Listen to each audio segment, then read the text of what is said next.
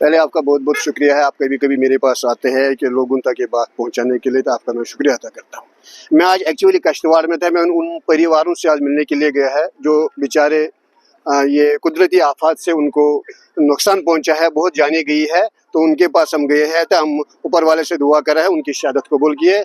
और बाकी जो कठुआ में भी वैसे वाक़ा हुआ है, राजौरी में भी ऐसे वाक़े हुए हैं, तो हम उस मुद्दे पर भी बात करते हैं कि हमारा सेंट्रल गवर्नमेंट से ये मैसेज है मेरी कि आप ऐसा करो, उन लोगों के लिए ज़मीन दूसरी जगह होना चाहिए जो पहाड़ों पर रहते हैं, जो इन आफातों से बहुत सालों से मुसीबत में फंसे हैं, तो उनके लिए ज़मीन भी दिया जाएगा और उनको रिलीफ भी दिया जाएगा। हमारी तरफ से ये सेंट्रल गवर्नमेंट को मेरी तरफ से ये मैसेज है। और दूसरी बात है आपके स्टेट रूट के हवाले से।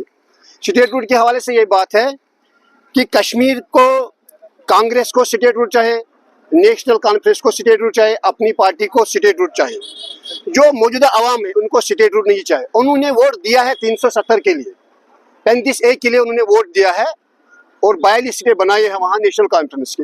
लोगों को वोट चाहिए, वो भी अब ये पॉलिटिक्स खेलते हैं।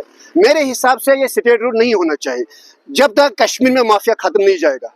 इन लोगों ने हमको, गरीब लोगों को 70 साल रुंदा है, 70 साल रोदा है, 70 साल परेशान किया गरीब लोगों को।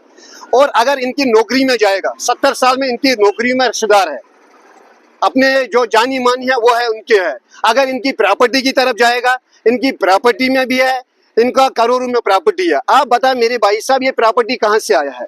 अगर एक MLA का तनख्वाह 50,000 तो 1 लाख का है।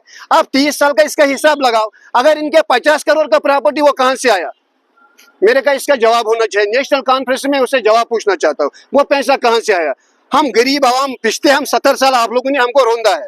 हम इसलिए स्टेट रूट नहीं चाहिए। हमारा नरेंद्र मोदी जी का सरकार ठीक है, हमको माफिया खत्म करना है। आज आप ढूंढ रहे हैं 35 दफा 370 स्टेट रूट।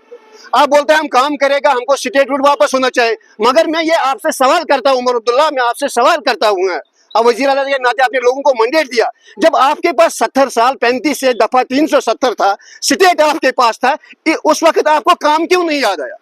ये मैं इस सवाल का जवाब दीजिए आप। आप लोगों ने 370-35 से खोखला किया है। यहाँ हमारा जम्मू कश्मीर में वजीर आजम पहले रहता था, यहाँ सदर रियासत रहता था, वो कहाँ गया है?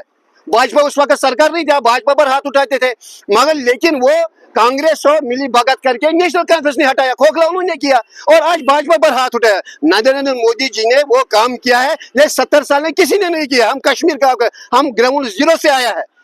मैं क्यों भाजपा में गया? मैं PDP में रहा हूँ प्रेसिडेंट, मैं रहा नेशनल कॉन्फ्रेंस के साथ भी, और अपनी पार्टी का मैंने मुहिम चलाया, मैं सरपंच भी लड़ा। मगर लेकिन मैं क्यों गया? मेरे 5000 वर्कर गया भारतीय जनता पार्टी में, क्योंकि ये ग्राउंड जीरो पर काम करते हैं, जो बोलते हैं वो काम करते हैं। अब्दुल्ला साहब कह रहे हैं LG साहब और बीजेपी मुझे काम नहीं करने दे रही है। ये आप बोलो है, वो उसका खोखलेवाद है। वो क्यों नहीं?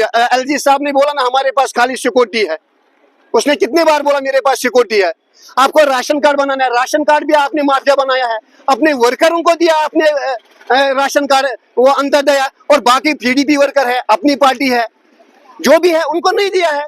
भारतीय जनता पार्टी के वर्कर उनको नहीं दिया है। आप फिर भी माफिया चलाते हैं कश्मीर में, आज भी चलाते हैं माफिया। ये खत्म होना चाहिए। हमारा शुक्रिया करता है अमित शाह का, जिसने ये बोला स्टेट रूट नहीं होना चाहिए। तब तक जब तक उनका पूरा ये माफिया खत्म नहीं जाएगा, हम गरीब लोग पिछे हुए हैं। हम 70 साल उन्होंने रोंदा है पूरा का पूरा, सब पार्टी ने।